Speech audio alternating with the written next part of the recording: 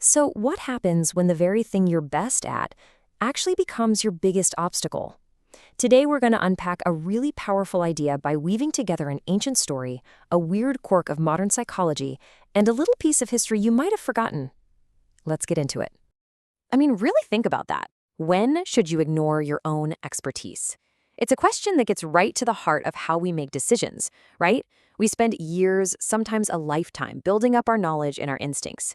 So what happens when the right move, the best move, feels completely, totally wrong? When is it time to bet against everything you think you know? To figure this out, we're actually going to go way back, like 2,000 years back, to a moment of just profound professional failure on the Sea of Galilee. You can almost feel the exhaustion in those words, can't you? That bone-deep tiredness. This is Simon, a fisherman who will eventually come to know as Peter, and after a long, hard night of getting absolutely nowhere, his nets, and probably his spirit, are completely empty. But here's the really crucial detail. Simon is no amateur. He's an expert. He knows these waters like the back of his hand. He knows the rhythms of the fish, the best times to cast, all the little signs of a good haul. And he and his partners have just spent the entire night, prime time for fishing, and have come up with nothing. Zero. So there he is, tired, frustrated, just washing out his nets on the shore. And then Jesus, a carpenter with, as far as anyone knows, zero fishing expertise, gives him a command that must have just sounded completely absurd. Okay, so to a professional like Simon, this would have made absolutely no sense. Cast into the deep water? During the day? After you just fished all night and got nothing?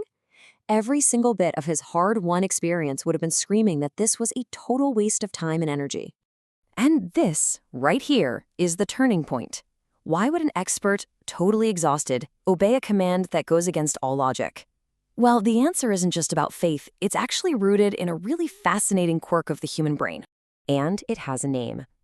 It's called the effort paradox. And it's this fundamental little twist in our mental wiring that sheds a ton of light on Simon's seemingly irrational choice.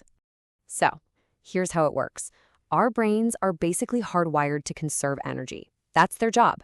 They see effort as a cost, like a red flag telling us to stop and find an easier way. We're always looking for the path of least resistance. And yet, at the same time, we get this huge sense of value and satisfaction from things that were hard to get. That's the paradox. This is a perfect way to look at it, the two sides of the same coin. On one side, effort feels like a cost. It's draining. Our first instinct is to avoid it. But on the other side, effort actually creates value. It leads to satisfaction, a feeling of mastery, and what researchers call the IKEA effect. You know what I'm talking about. That feeling where you value that bookshelf you built way more than it's worth just because you put in the frustrating work to build it.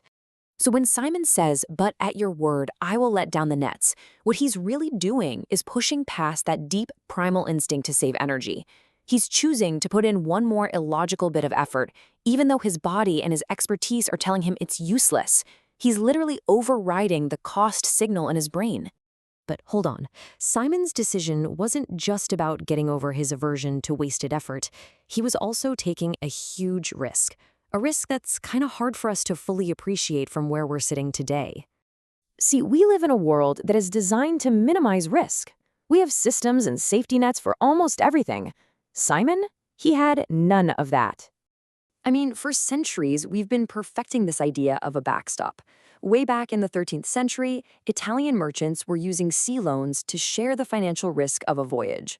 By 1688, a coffee shop in London, Lloyd's, had become the center of the maritime insurance world. And today, we have this massive global industry dedicated to insuring us against loss. And this is where that risk becomes crystal clear. Simon's world had zero safety nets.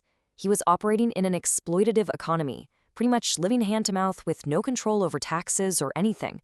A bad catch wasn't just a bad day at the office, it was a genuine step closer to ruin. He had no insurance, no backstop. The only safety net he had was the one he was holding in his hands. Okay, so now we've got all the pieces on the board. We have an expert fisherman at his absolute limit. We have an illogical command that taps right into this effort paradox. And we have a decision made in a world with no safety net. So, what happened when he cast that net one last time? Well, the result was just staggering. The catch was so massive they had to call over their partners, James and John, to bring their boat over just to help haul it all in. And even then, it was too much. The nets literally started to tear under the weight of all the fish. Both boats were filled so full, they actually started to sink. This wasn't just a good catch. This was a reality-breaking, supernatural event. But here's the kicker. The miracle wasn't really about the fish. Because when they got to shore, Simon, James, and John left everything. Their boats, their entire livelihood, the single greatest catch of their entire lives, and they just followed Jesus. The reward for their illogical effort and their high-stakes risk wasn't financial security.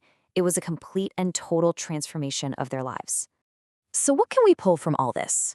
First, sometimes our expertise can actually become a cage, and a real breakthrough means we have to act against what we think we know. Second, the effort paradox reminds us that real value is often hiding right behind the very effort our brain is telling us to avoid. The biggest rewards might be waiting for us just when we feel like giving up. And finally, real, life-altering change often requires a leap of faith, a risk you take without a guaranteed backstop. And that really just leaves us with one last question to think about. In your work, in your relationships, in your life, where is your expertise telling you to stop? And what might happen if you chose to put out into the deep and let down your net? Just one more time.